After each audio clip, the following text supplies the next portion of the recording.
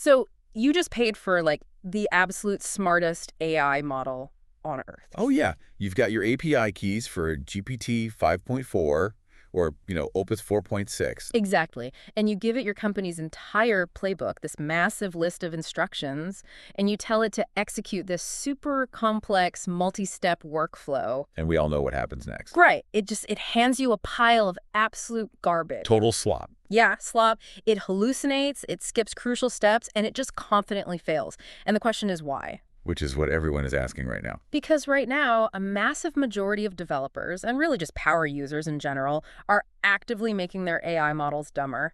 And they don't even realize it. It really is, it's the great paradox of current AI development. Yeah. Because we have these phenomenally capable reasoning engines. Mm. I mean, models that benchmark off the charts in logic and coding. Right. They're brilliant on paper. Exactly. Yeah. Yet the moment people try to transition from like simple chat interface Just bouncing ideas around. to actually building an autonomous agent, the performance just absolutely tanks. It falls off a cliff. It does. And the immediate reaction is almost always, well, they blame the model. Of course. People just throw their hands up and declare, the technology just isn't ready for production yet. But the thing is, the models are ready. That's what our sources for this deep dive are pointing out. Yeah. The failure isn't in the raw intelligence of the LLM itself. Not at all. The failure is entirely in how we're managing their context and really how we're attempting to teach them skills. Yeah. We're treating them like human employees. Right. Like you can just hand them a 50-page onboarding manual and they'll intuitively grasp all the unwritten nuances of your business. Which just fundamentally misunderstands how these models process information. Exactly. So today we are going to completely tear down that methodology. We're looking at some incredible sources that outline a highly specific, proven workflow for building AI agents that actually work. It's a game changer if you get it right. Totally. We're going to break down why you need to immediately delete those master instruction files, like today. Yeah, get rid of them. We'll talk about how this concept called progressive disclosure, which is fascinating, is going to save you a massive amount of token costs. And preserve your model's brain power. Right. And we'll get into why you absolutely have to manually train these agents in the trenches first. The messy manual work. Yeah, the unsexy part. And finally, how to scale all of this up so you're actually driving real productivity, not just, building a visually complex dashboard that does absolutely nothing. Because the stakes on getting this architecture right, they couldn't be higher right now. Oh, for sure. We're definitely moving out of the phase where AI is just this cool novelty. The honeymoon phase is over. Right. We're in the deployment phase now. And mastering how to route context efficiently, how to build modular skills, it's literally the dividing line. The dividing line between what? Between those who will leverage this tech to do the work of a 20-person team and those who will just, burn through their API credits generating unusable slop. Wow. Okay, so let's unpack this. Let's start with the most common and, frankly, the most destructive practice out there right now. The bloated context window. Yes. When people start building agents, the standard operating procedure just seems to be creating this massive, like an agent.md file or claude.md. The master rule book. Right. They cram their entire code base structure, their brand voice, every coding framework they use, their company history, all into one giant markdown file. It's just a data dump.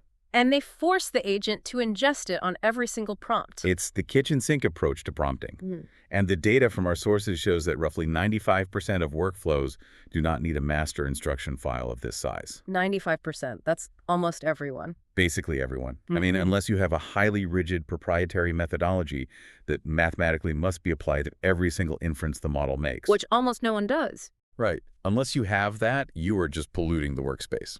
But wait, let me push back on this immediately. Because the AI labs, right, they've been engaged in this massive arms race specifically to give us larger context windows. Oh, absolutely. The 2 million token window. Yeah, we have models boasting millions of tokens now. So if I'm paying for that capacity and the model can technically hold like a small library of text in its active memory, why wouldn't I give it the master rulebook every time? It seems intuitive, right? Doesn't more context equal a more informed output?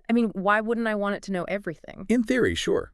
But in the actual architecture of how a large language model processes attention, absolutely not. Okay, break that down for me. We have to look at what's happening mechanically under the hood. When you load a 1,000-line agent.md file into the prompt, you're utilizing roughly, let's say, 7,000 tokens. Okay. And you were doing that on every single turn of the conversation. Which adds up. It does. But the issue isn't just the API cost. I mean, that will drain your wallet quickly, yes. Right. The real issue is the degradation of the attention mechanism itself. Ah, okay. This is because of the KV cache, right? The key value cache. Exactly. So as the context window fills up, the model has to calculate self-attention across every single token to predict the next one. And that gets harder the more tokens there are. Right, because this scales quadratically. It gets exponentially heavier.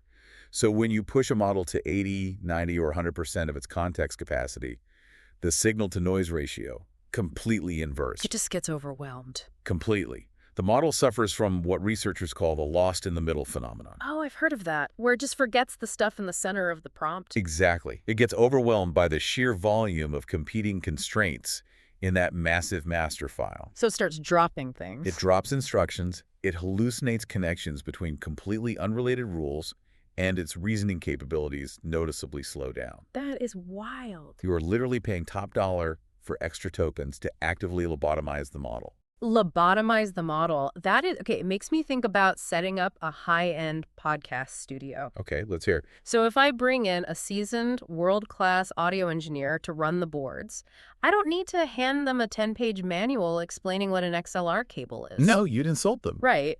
Or how a microphone diaphragm works every single time they sit down at the mixing board. They already know that. Exactly. Opus 4.6 already knows what React is. GPT 5.4 already knows standard Python structures. They were trained on the entire internet. Exactly. So you're bloating the context by defining concepts that were already solidified in its foundational pre-training. It's like cramming for a math test on polynomials at the last minute because you didn't pay attention all year. That's a great way to put it. There's just too much information to process effectively. You are forcing a seasoned expert to read a beginner's textbook before they are allowed to answer a simple question. And the cognitive load is entirely misplaced. You want the model's compute power dedicated to solving your specific problem. Right, not rereading the textbook. Exactly. Not constantly reparsing a massive list of generic stylistic preferences that aren't even relevant to the immediate task. Okay, so if dumping everything into the active context window makes the model dumb and expensive, which we've established, Yep. we're left with a massive structural problem here. We are. Because we still need the agent to know our specific rules. It needs to know our specific APIs, our workflows. It has to have some instructions. Right, so how do we give it those instructions without triggering that attention degradation you just talked about? This is where we shift away from the monolith. We have to move toward modularity. Modularity, okay. The architectural solution here is leveraging distinct skills through a mechanism called progressive disclosure. Progressive disclosure. Okay, let's dig into the actual mechanics of this, because this completely changes the routing logic of how an agent operates, doesn't it? It flips it on its head. So instead of one massive agent.md file, you are breaking your workflows down into highly specific, standalone markdown files, which we're calling your skills. Correct. But the brilliance of progressive disclosure isn't just that the files are smaller. Oh. It's how the agent accesses them. Okay.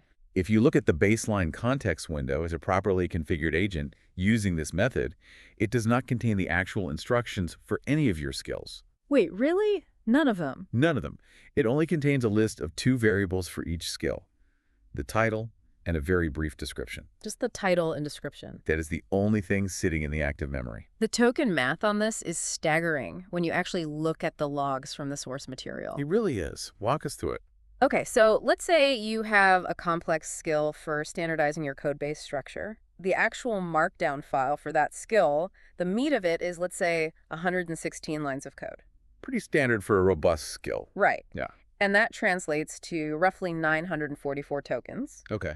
If you use the old method, you load 944 tokens into the context every single time you say hello to the agent. Which eats up your cache instantly. Exactly. But with progressive disclosure, the active context window only sees the title, which is code structure. And a description, something like, use this skill to refactor code when multiple workflows duplicate operational logic. Short and sweet. Right. That title and description combined, only 53 tokens. So you've just kept almost 900 tokens of complex instruction completely out of the active context. Saving money and brain power. Yes. You're preserving the attention mechanism. So how does the routing actually work in practice? So imagine you prompt the agent, you paste in some messy code and say, hey, refactor this so it aligns with our standards. Okay. The agent checks its lean baseline context. Okay. It scans those 53 token descriptions available to it on its menu. Right. It maps the semantic intent of your prompt against those descriptions. Yeah. And it concludes, I need the code structure tool to fulfill this request. And only at that exact moment does it fetch the full 944 token document and pull it into its active context window to execute the task. Precisely. It progressively discloses the complex instructions only when the specific trigger conditions are met. Wow. Okay, I understand the token savings. That makes total sense. But let me play devil's advocate here for a second. Go for it. If I only give the AI a title and a 50-word description, doesn't it lose the overarching context of my entire architecture? It's common concern. Like, how does it reliably know to trigger the skill if the description is that vague?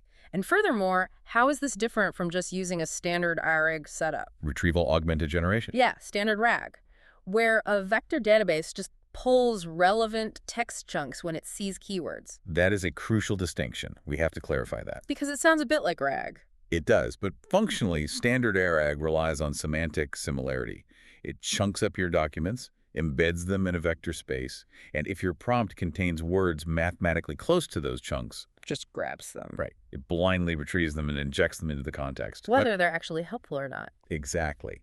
RAG Edge is notorious for pulling irrelevant, fragmented data simply because the vocabulary happened to overlap. Oh, right. Like if I use the word structure in a totally different context, it might pull that coding skill anyway. Exactly. But progressive disclosure, in the context of agentic design, operates much more like deterministic tool calling. Okay. Explain that difference. Deterministic tool calling. You aren't relying on a vector database to blindly inject text based on word math.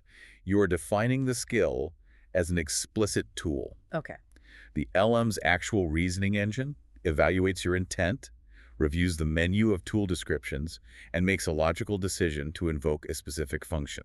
I see. The 50-word description isn't vague. It's highly calibrated to describe the exact condition under which the skill is required. Oh, this is so much like a restaurant menu. Let's hear the analogy. Think about it. You don't have the kitchen staff bring out the steak, the pasta, and the dessert and cram them all onto the customer's table the moment they sit down. Just in case they want a bite of everything. Right. That would be chaotic. The table, which is our context window in this analogy, would overflow, and the food would get cold. It would be a terrible experience. Instead, you hand them a menu, and the menu just has titles and concise descriptions. Ribeye steak, 16 ounces, served with asparagus. Right. The customer reads the description, makes a decision based on their current state of hunger, and places the order. And only then does the kitchen actually do the work. Yes. Only then does the kitchen execute the complex, multi-step workflow of actually cooking the meal and bringing it out. The descriptions are lightweight, but the execution is heavy. Exactly. And they are kept completely separate until the exact moment of need. That analogy maps perfectly to the token routing we're talking about.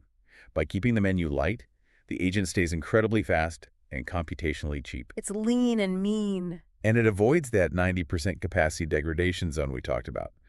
So when it does finally pull the full skill file, its reasoning capabilities are sharp, focused, and entirely dedicated to that single task. It's not distracted by the pasta and the dessert. Exactly. Okay, so progressive disclosure is the architectural key. We need modular skills, Yes. which immediately begs the operational question, right, for the listener. How do we actually write these skill files so they execute flawlessly? That is the million-dollar question. If we can't just dump our employee handbook into a markdown file, how do we codify these complex workflows into these individual skills? And this is where we encounter the biggest behavioral hurdle for most developers and creators. Okay. Because the immediate instinct, once a workflow is identified, is to open up a code editor Yep. Fire up VS Code. and start typing out a step-by-step markdown file. You're just trying to explicitly script the agent's behavior from a blank page. Because that's how we've always programmed. Right. But the data from the sources is adamant on this point. That is the single fastest way to ensure your agent fails. Absolutely. You cannot zero-shot a complex agentic workflow. You just can't. It rarely works. You have to go through the messy, manual, experiential learning phase first. You have to get in the mud with it. Yeah, you have to walk the agent through the process in a live chat environment before you even think about codifying a permanent skill file. And to understand why this manual phase is non-negotiable, we really have to strip away the anthropomorphism of how we view these models. Stop treating them like people. Right. We have to look at how they actually parse instruction. Let's get into it. Because I think people write these skill files assuming the AI is reading them the way a human reads a checklist on a clipboard. Right. They think it's reading for comprehension. But LLMs do not understand your business logic. They don't. They do not have an inherent concept of value or safety or brand reputation. They are highly sophisticated predictive engines. Just guessing the next word. Exactly. Mapping tokens across a multidimensional vector space. So when they read human-written instructions for a bespoke workflow, something they have never encountered in their pre-training data. Which is most of what we're asking them to do for our specific businesses. Right. When they see that, they are essentially guessing at the sequence of state transitions required to fulfill that prompt. And because they are world-class mimics, they will confidently guess wrong. Very confidently. They will hallucinate API calls or skip logical thresholds simply because they have no lived context of what a successful run of your specific workflow actually looks like. Precisely. Let's look at the YouTube sponsor email example from the source material. Oh, this is such a good one. It perfectly illustrates the failure of the zero-shot instruction and the necessity of this manual run. Let's break this down. So a creator is getting bombarded with sponsorship inquiries, right? Typical YouTube problem. Yeah. And they want an agent to act as a filter. Now, crucial security tangent here that the source mentioned. Very important. They set up a dedicated, siloed email address for the agent to check. They do not give the AI API access to their primary personal inbox. A vital point. Autonomous agents are prime vectors for prompt injection attacks. Yeah, or just accidental data deletion. You don't want it nuking your personal emails. You always sandbox their environment. Okay, so the agent is sandboxed. The creator gives it a basic set of written instructions. It says, check this inbox every 15 minutes. When a sponsor emails us, research them and tell me if they are legit and worth working with. Sounds straightforward to a human. The creator thought they were being totally clear. But what happens? Chaos. The agent starts approving absolutely every single sponsor that comes through the door. It acts as a rubber stamp. Completely. Yes, this crypto casino looks great. Yes, this drop-shipped supplement is perfect. You did zero deep research. None. It didn't flag scams. Why? Because the instructioners research them and see if they are legit, is human readable, but mathematically ambiguous to a predictive model. The model doesn't inherently know your specific threshold for legit. Right. It wants to fulfill the prompt, and approving things looks like task completion to the model. So how is the manual intervention structured? How do you provide that missing mathematical context for what legit actually means? You stop writing instructions in a text file, and you become the orchestrator in the chat interface. You guide it. Exactly. The creator forwarded a bad sponsor email to the agent in the chat and said, okay, we just received this. Let's walk through it together. First, I want you to search Twitter for this company name. Okay. The agent executes the search and holds that state. Then the creator says, now, search YouTube for reviews of their product. The agent executes and holds the state. Right. Then, now check Trustpilot and check Crunchbase for their funding history. Notice what is happening here structurally. What do you see? The human is forcing the model to make discrete, sequential tool calls Hey. and holding the context of each result in the active window. Yes. Step by step by step. And then once all the data is pulled, the human manually establishes the logical threshold. The rule. They tell it, look at the data you just pulled. If two of these four pillars, Twitter, YouTube, Trustpilot, funding, are missing, or if the overall sentiment is overwhelmingly negative, Then what? I want you to classify this as a hard reject, and I want you to write no contact in our shared Google Sheet. And by doing this, by walking it through, the creator is providing the experiential learning the model lacks. Exactly. The agent ran the manual logic, saw the missing data in this specific case, and replied, understood. Based on the missing Crunchbase data and the negative Trustpilot sentiment, this company is rejected. I have updated the sheet.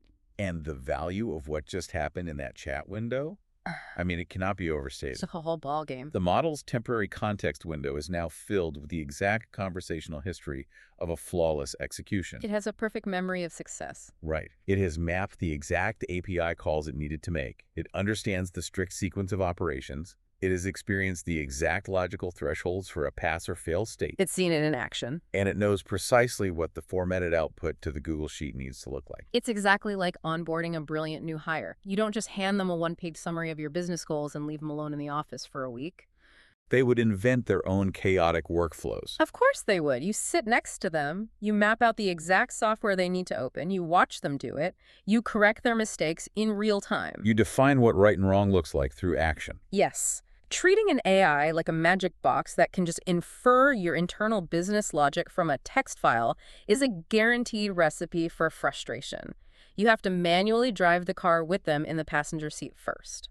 Okay, so you've done the grueling manual work. The unsexy part? Yeah. You have a flawless run sitting right there in the chat history. Yeah. Now, the natural next step for most people would be to look at that chat history, open up a code editor, and try to write a markdown file that summarizes what just happened. And that would be the second massive mistake. Why is that? Because once you have that successful run, you do not write the skill file yourself. Oh, this is the best part. You utilize a concept that the sources brilliantly refer to as skillception. Skillception. You have the AI write the AI's instructions. Explain the prompt for this, because this is critical. How do we transition from a chat history to a permanent modular skill file that we can use for progressive disclosure? It's remarkably simple in execution, but it's profoundly effective.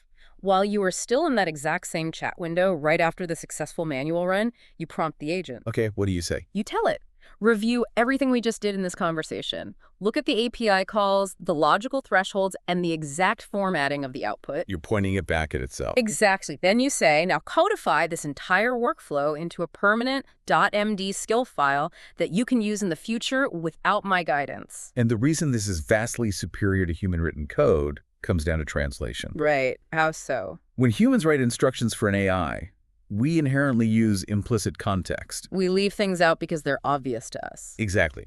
We assume steps. We format things in a way that is visually pleasing to a human eye, maybe with nice bullet points or bold text, but that is mathematically noisy to an attention head? Oh, interesting. So our pre-formatting actually confuses it. Often, yes. But when the AI reviews its own successful run, it translates that success into its native language. Right. It writes explicit state machine-like instructions. It formats the markdown exactly how its own parser wants to ingest it next time. It takes all the guesswork out of the formatting. It knows what it needs to see to replicate the success because it is the entity that just achieved the success. It's beautiful, really. Yeah. And this methodology directly challenges a very popular trend right now in the AI space. Which one? The proliferation of skill marketplaces. Oh, yes. You see this everywhere, on GitHub, on Twitter, in Notion templates.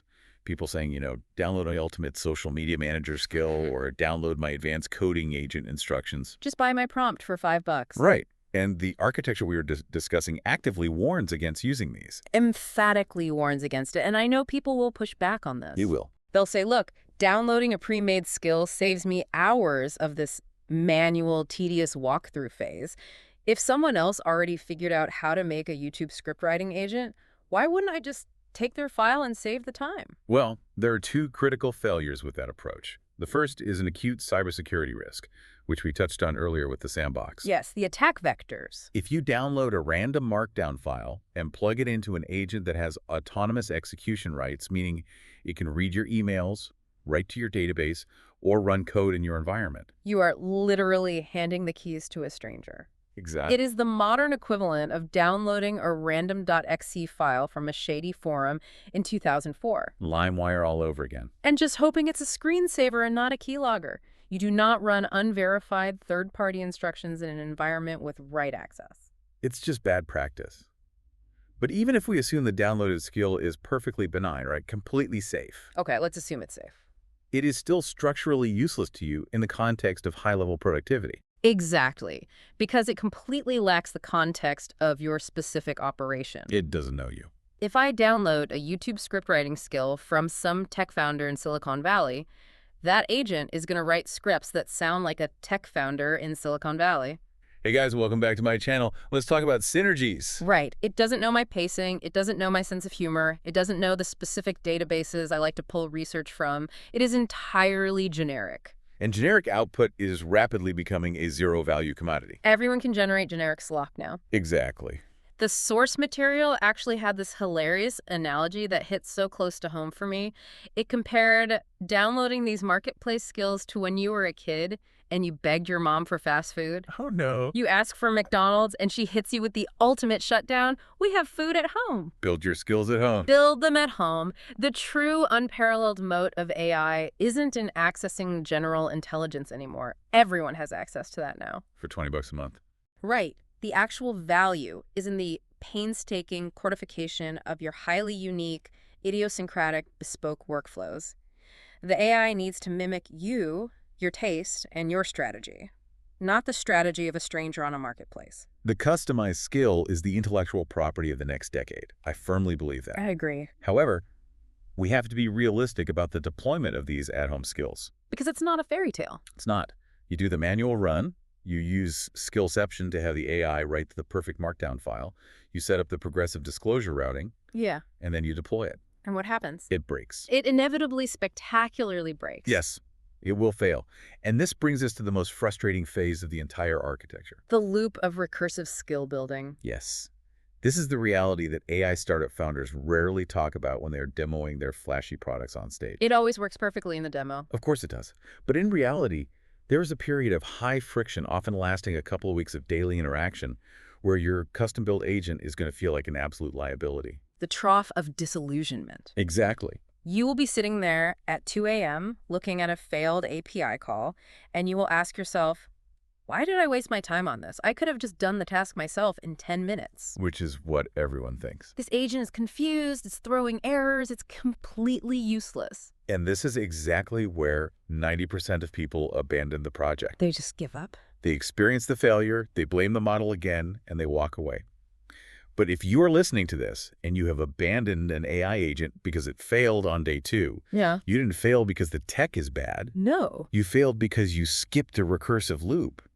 You viewed a failure as an endpoint rather than an active diagnostic tool. That's a great way to put it. When the agent messes up using your newly minted skill file, the worst thing you can do is just run the prompt again, hoping for a different result. The definition of insanity. Or, manually fix the output yourself and just move on. You have to interrogate the agent in the chat. You have to ask it why. Explicitly ask it, why did you fail?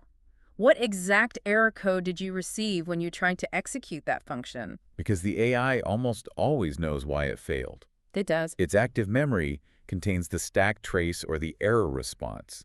It just didn't have the logic in its skill file to autonomously resolve the roadblock. We have a perfect example of this in the logs from the source. A creator built an agent to scrape data, and it abruptly failed mid-task. Just stopped working. So the creator interrogated it. Why did you stop? The agent descriptively replied, I attempted to call the API, but I received a 5005 insufficient credits error. A highly specific external roadblock, nothing to do with the model's intelligence. Exactly. So the human steps in, logs into the API provider, tops up the credits with their credit card, and feeds that state change back to the agent in the chat. You tell it the world has changed. Right. Okay. The credit issue is resolved. The environment has changed. Try running the exact same code again. The agent runs it, and the task succeeds. But if the process stops there, you have completely failed the architecture. Yes. This is the trap. If you stop there, you have only fixed the problem for that singular, ephemeral conversation. The agent hasn't actually learned anything permanent. The permanent skill file still doesn't know what to do if it hits a 5005 error in the future. So the critical make-or-break step is the recursive update. Walk us through that. Once the failure is resolved in the chat, you must explicitly tell the agent, update your permanent skill file with this new logic. Add a step to check the credit balance before making the primary call, and if it's low, alert me instead of just crashing. You are systematically patching the logic based on edge cases encountered in the wild. You are hardening the skill. Hardening the skill. I love that phrasing. The most extreme example of this from the sources was a workflow built to generate a massive YouTube analytics report. Oh, this one was wild. This agent had to simultaneously authenticate and pull data from Notion, from Dub, from Twitter, and the YouTube API, cross-reference all of it, and output a beautifully formatted report. That is an incredibly complex web of dependencies. Oh, yeah. The creator noted that it took 5 complete iterations of this recursive loop to get it working. 5 cycles of failure, interrogation, manual resolution, and skill file updating. Exactly. It failed on the Twitter API rate limits. They patched the skill. It failed on the Notion formatting. They patched the skill. It took time and it was frustrating. But what was the payoff? Once it made it through those 5 recursive loops, that exact same agent now executes a multi-platform data aggregation workflow in 10 minutes, flat, perfectly, every single time, without a single human intervention. That is the ROI of the recursive loop. It transforms a fragile script into an industrialized, resilient process. It totally reminded me of that pop culture reference they brought up in the source material, The Office. Oh, the Jim Halpert rundown. Yes, remember the episode where the new boss, Charles Miner, asks Jim for a rundown of his clients? Yes, Charles just says, "Get me a rundown," and walks away. And Jim has absolutely no idea what a rundown is. He doesn't know the format. He doesn't know the metrics required. He has zero context. And instead of just going back to Charles and interrogating the request, asking for the context and the formatting rules, Jim spends the entire episode wandering around the office, completely confused, Faking it. faking it, asking other employees what a rundown is, and ultimately accomplishing absolutely nothing. Which is exactly what an untrained AI does. If you don't feed the exact errors and the specific resolutions back to your AI agent and recursively update its skill files, you are just treating your highly expensive AI like Jim Halpert, It is wandering around your digital workspace with no context. hallucinating results, faking competence, and producing zero actual value. That is a brilliant visualization. Without recursive training, the AI is just Jim Halpert staring blankly at a spreadsheet. It really is. But, okay, let's assume the listener has done the grueling work. They suffered through the trough of disillusionment. They manually walked through the processes. They survived it. They used progressive disclosure to keep the KV cache clean and the token costs low. They now have a suite of highly refined, recursively hardened, flawlessly executing skills. They have built the perfect digital employee. Exactly. And at this precise moment, the temptation is immense to just go absolutely wild with scale. Oh, I know the feeling. To open up one of these visual node-based platforms like Paperclip or something similar and build a massive interconnected swarm of 15 different AI subagents handling every conceivable aspect of your digital life simultaneously. It looks so cool on a monitor. It does.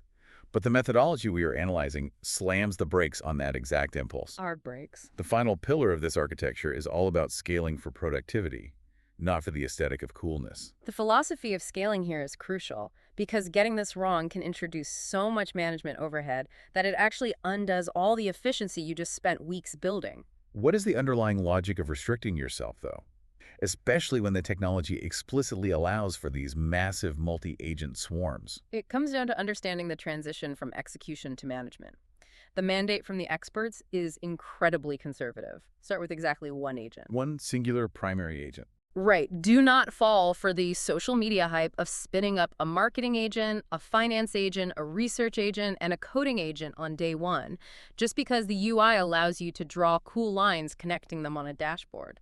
So when do you expand? You only introduce a subagent when your primary agent is legitimately mathematically overwhelmed by predefined, successfully running workflows. Meaning it's hitting its actual compute or rate limit. Exactly. Think about the journey we just mapped out. The creator didn't start with a swarm. They built one main agent. They spent weeks recursively hardening the YouTube sponsorship skill. Then they move to the next one. Right. Then they spent weeks hardening the analytics report skill. They establish the baselines first. Right. And only after that single agent was flawlessly executing so many different tasks that it was hitting rate limits or taking too long to cycle through its queue, It got too busy. only then did they spin up dedicated siloed subagents. They eventually branched out into one for marketing, one for business operations, and one for personal tasks. And presumably the original main agent then transitions into a routing or managerial role, delegating tasks to the subagents based on the same progressive disclosure logic. Exactly. I love the entrepreneur analogy here because it grounds this highly technical concept in basic business reality. It's very practical. If you were starting a brand new company as a solo founder, you wouldn't go out on day one and hire 10 employees. That would be disastrous. Hmm. You have no product market fit, no revenue, and no standard operating procedures. You've never even managed a team. You don't even know what the daily jobs entail yet. You have to put in the unsexy, grueling work of doing the jobs yourself first. You establish the You SOPs. figure out where the friction is, and you only hire an employee when you are at absolute personal capacity and have a distinct, documented workflow to hand them. So applying that to AI. Spinning up 15 AI sub-agents on day one is the digital equivalent of hiring 10 people for a company that has no product. You are scaling for the aesthetic of a complex system, not for actual outcome. And the macroeconomic stakes of getting this specific scaling process right are just staggering. We are touching on a massive structural shift in the global economy right now. We really are. The underlying reality of everything we're discussing today is that we have entered an era where high-level knowledge work has been completely commoditized. It's true. The type of coding or data analysis that previously took a team of 20 seasoned engineers 20 years to acquire and perfect can now be accessed for about $20 a month in API costs. The democratization of execution. Exactly. Look at the data points coming out recently. We are seeing non-technical individuals who do not know the syntax of Python or React building applications valued in the billions of dollars simply by vibe coding. Vibe coding, it's a fascinating term. It is. Meaning they aren't writing the logic gates. They just understand the user experience, the market fit, and the overarching architecture. And they relentlessly use these exact agentic workflows to guide the AI to write the actual syntax. Yes.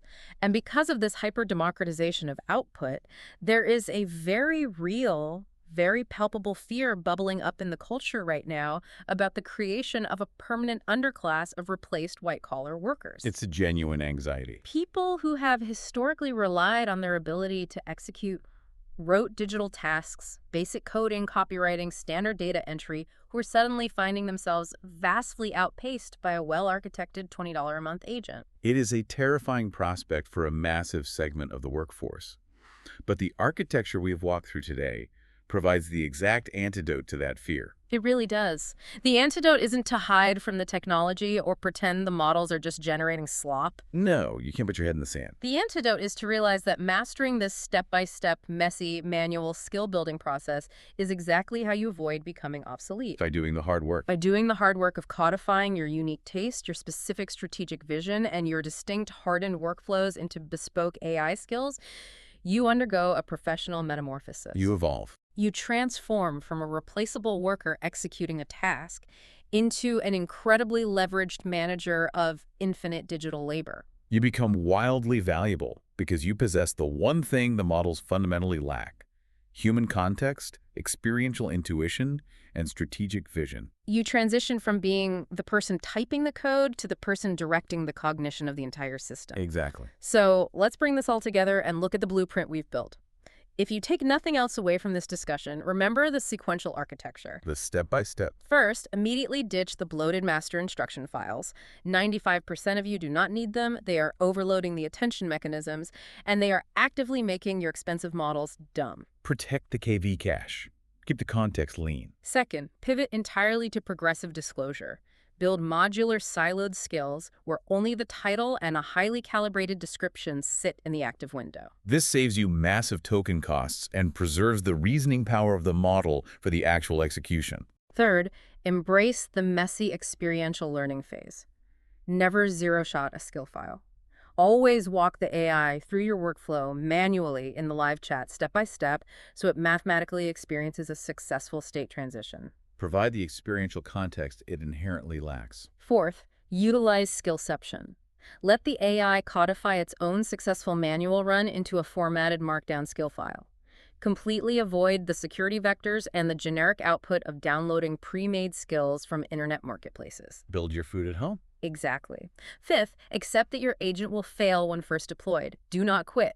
Use the loop of recursive skill building to interrogate the specific error codes and continuously update your permanent skill files until the edge cases are patched and the workflow is flawless. Iterate relentlessly through the trough of disillusionment. And finally, scale with extreme conservatism. Start with one single agent. Master your personal workflows and max out its capacity before you ever consider spinning up a complex network of sub-agents. Scale for actual measurable productivity, not because a node-based dashboard looks visually impressive. It is a profound architectural shift in how we are going to interact with software for the next decade. It truly is. But I want to leave you with a final thought to ponder something that stretches just a bit beyond the immediate operational mechanics we've mapped out today. Oh, I'm ready for it. Lay it on me. We've spent this entire time dissecting the painstaking manual process of training AI to perfectly mimic your specific human workflows Yeah. and codifying those workflows into permanent skills. Right. But as these models become increasingly capable of analyzing their own recursive failures, and as their reasoning capabilities compound with each new generation, Yeah. how long until the AI looks at the custom, handcrafted workflow you forced it to learn, analyzes the execution time, and mathematically realizes that your human methodology is actually the bottleneck? Oh, wow. How long until the AI starts proactively rewriting the skill files, not to mimic your productivity, but to actively manage and optimize it? Wait, really? That's Are we such a- currently training our digital assistants, or are we inadvertently auditioning for our future managers? Okay, that is an incredibly heavy, fascinating thought to end on. If we aren't careful, the master chef might just optimize us right out of the kitchen entirely. Thank you so much for joining us on this deep dive. We hope this empowers you to stop fighting with bloated context windows, stop blaming the models, and start building your own lean, highly capable, customized agents today. Until next time, keep exploring.